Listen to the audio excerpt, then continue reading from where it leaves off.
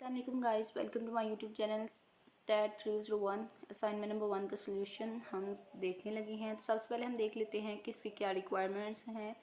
सबसे पहले जो इसकी रिक्वायरमेंट है वो ये है कि आपने एमएस वर्ड फाइल जो है वो अपलोड करनी है और इसमें इक्वेशन के लिए आपने क्या यूज़ करना है, मैथ टाइप सॉफ्टवेयर। ठीक है, उसके बाद नेक्स्ट जो इंपॉर्टेंट इंस्ट्रक्शन है वो देख लेते हैं। कोई इतनी इंपॉर्टेंट इंस्ट्रक्शन नहीं है, तो हम क्वेश्चन की तरफ डायरेक्टली चलते हैं ताकि वीडियो जो है वो ज़्यादा लेंथी ना हो।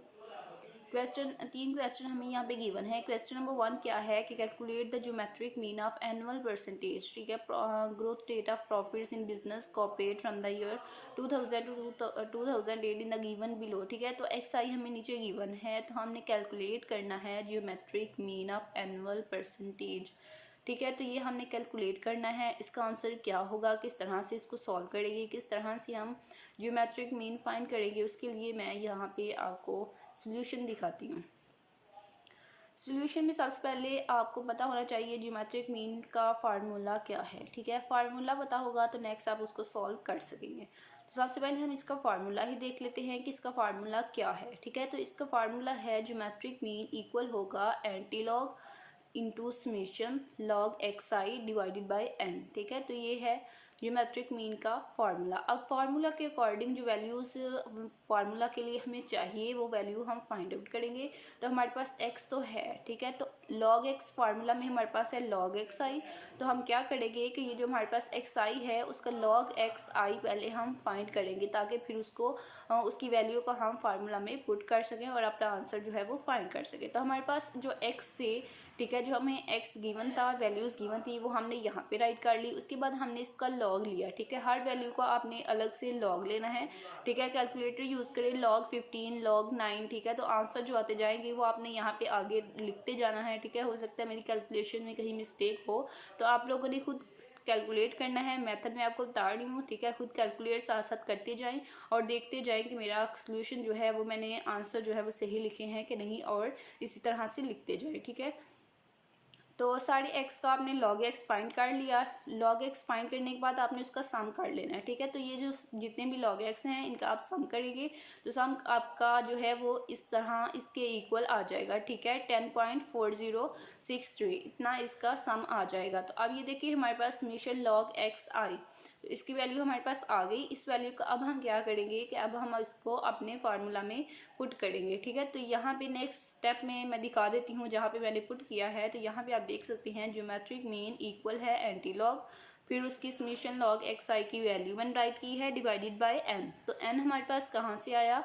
एन हमारे पास नंबर ऑफ टर्म्स है, नंबर ऑफ एक्स है। ठीक है, तो यहाँ पे देख सकते हैं 1 2 3 4 5 6 7 एंड 8। ठीक है, तो ये जो n है 8 जो है वो यहाँ से आया है। ठीक है, तो n हमारे पास 8 है एंड 8 से डिवाइड कर देंगे। नेक्स्ट स्टेप में इसको मैंने डिवाइड किया है, तो डिवाइड करके आपके पास इस तरह से कुछ आंसर आएगा। उस आंसर का फिर आपने एंटीलॉग लेना है। ठीक है, उस आंसर का एंटीलॉग लेंगे तो आपके पास ज्योमेट्रिक मीन का आंसर जो है वो आ जाएगा। ठीक है, तो इतना ज्योमेट्रिक मीन है, हमने कैलकुलेट कर लिया। नेक्स्ट हम क्वेश्चन नंबर 2 देखते हैं कि वो क्या है और उसमें क्या रिक्वायरमेंट है। सेकंड क्वेश्चन है कि calculate the harmonic mean of data given below, कि आपको जो आपको डाटा गिवन है उसका आपने हार्मोनिक मीन फाइंड करना है। यहाँ पे हमें कुछ मैथ्स गिवन है और फ्रीक्वेंसी गिवन है। तो सबसे पहले इस क्वेश्चन को सॉल्व करने के लिए अगेन हमें फार्मूला आना चाहिए हार्मोनिक मीन का। आपके हैंडआउट्स में ये फार्मूलाज गिवन हैं। सबसे पहले हमने फार्मूला यहाँ पे राइट कर लिया कि हार्मोनिक मीन का फार्मूला क्या है। ठीक है, तो वो है n divided by summation frequency f और 1/x। तो ये सारी चीज़ें जो है ये हमने फाइंड करनी है। तो फाइंड करने के लिए पहले हम फाइंड कर लेते हैं कि इसका एक टेबल बना लेते हैं और जो हमें पॉइंट्स गिवन है वो हम राइट कर लेते हैं। ठीक है, हमें क्वेश्चन में ये गिवन था, यहाँ पे आप देख सकते हैं कि हमें 25 टू 55 टू 59 60 टू 64। ठीक है, तो इसके लिए ये जो हमारे पास हार्मोनिक मीन होता है इसका हम मिड पॉइंट्स इसके लिए हमें चाहिए होते हैं। इसके टेबल के लिए हमें मिड पॉइंट्स फाइंड करने होते हैं।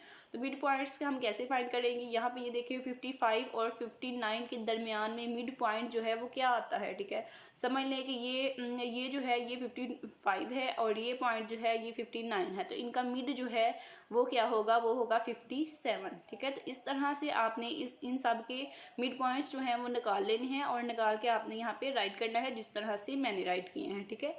यहाँ पे ये मिड पॉइंट्स मैंने निकाल लिए। अब मिड पॉइंट्स को आपने निकाल लिया, आपके पास फ्रीक्वेंसी भी है, ये फ्रीक्वेंसी जो है वो भी हमने राइट कर ली, दोनों चीज़ें हमारे पास आ गई। अब हमने फाइंड क्या करना है फार्मूले में, और हमें क्या चाहिए, हमें चाहिए 1/x, ठीक है। तो 1/x किस तरह से आएगा कि ये जो मिड पॉइंट है हमने इसको x का नाम दिया है कि ये हमारे x है, ठीक है। तो ये हमारे क्या है, ये हमारे x है। तो x के 1/x फाइंड करने के लिए हम क्या करेंगे कि जो हमारी x की वैल्यू होगी उसको हम 1 से डिवाइड कर देंगे, ठीक है। 1/57 करेंगे तो आंसर इस तरह से आएगा। नेक्स्ट भी 62 को 1/62 करेंगे तो आंसर हमारे पास ये आएगा। मैंने जस्ट एक टर्म जो है उसको कंप्लीट लिखा है कि 1 डिवाइडेड बाई 57 इक्वल आंसर ये आएगा। तो आपने सारी टर्म्स का इसी तरह से लिख के उनके आंसर्स चाहें अकेले आंसर्स जो हैं वो भी आप राइट कर सकते हैं।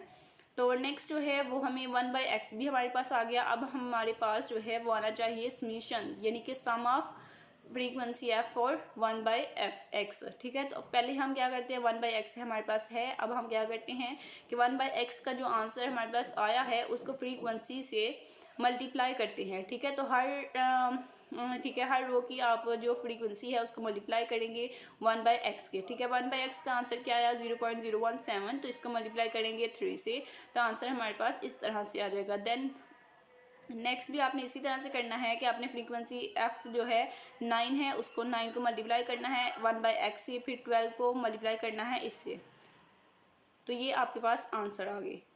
उसके बाद इसका आपने जो f 1/x है इसका आपने सम निकाल लेना है। तो यहाँ पे हमने इसका सम निकाला तो आंसर हमारे पास इस तरह से आया, और जो फ्रीक्वेंसी f है उसका भी आपने सम निकाल लेना है।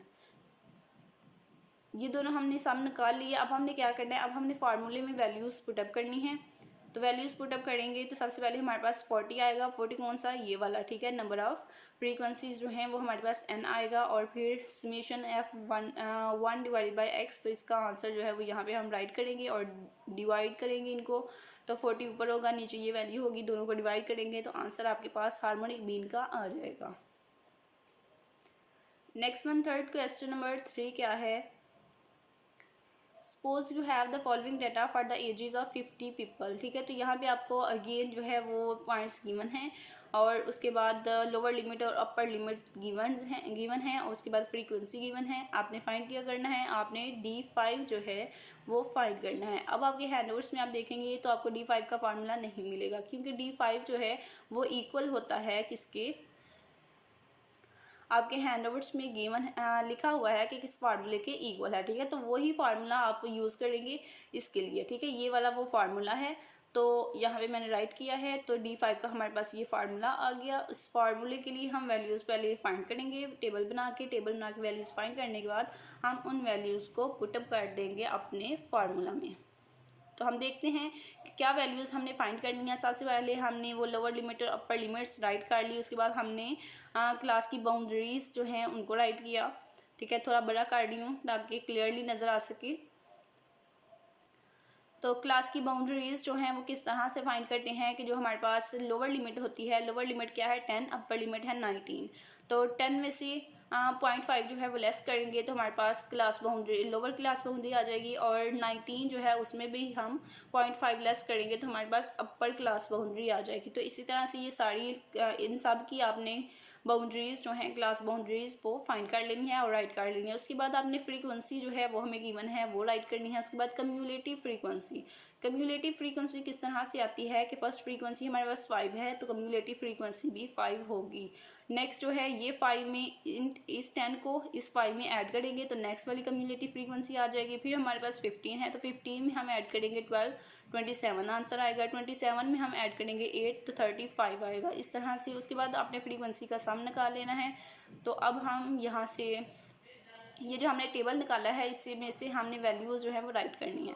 नंबर ऑफ़ फ्रीक्वेंसीज हमारे पास कितनी है 15, ठीक है। उसके बाद हाइट 8 जो है वो हमारे पास क्या है 10, ठीक है। 8 हमारे पास क्या है 10। सी हमारे पास 15 है। कौन सा 15, यहाँ पे जो हमें गिवन है ये वाला 15, ठीक है। और हाईएस्ट फ्रीक्वेंसी ये, और उसके अकॉर्डिंग हमने 15 सी जो है वो 15 लेना है कम्युलेटिव फ्रीक्वेंसी। उसके बाद हमारे पास एल आएगा, तो एल हमारे पास क्या आएगा, उसी 10 वाले के जिस हाईएस्ट फ्रीक्वेंसी की जो हमारे पास लोअर लिमिट होगी, हाईएस्ट अपर लिमिट होगी, ठीक है, ये वाली 29.5 इसको हम लेंगे। उसके बाद एन हमारे पास 50 है, ठीक है। इन सब को हम फार्मूला में ऐड करेंगे तो आंसर हमारे पास आ जाएगा। तो ये हमारे पास फार्मूले में तमाम वैल्यूज़ ऐड की, उनको थोड़ा सिंप्लीफाई किया, सिंप्लीफाई करने के बाद आंसर D5 जो है वो हमारे पास आ गया है। मज़ीद सोल्यूशंस के लिए आपने चैनल को सब्सक्राइब करना है, चैनल के साथ अटैच हो जाना है ताकि आपको मज़ीद सोल्यूशंस इस चैनल पे मिलते रहें।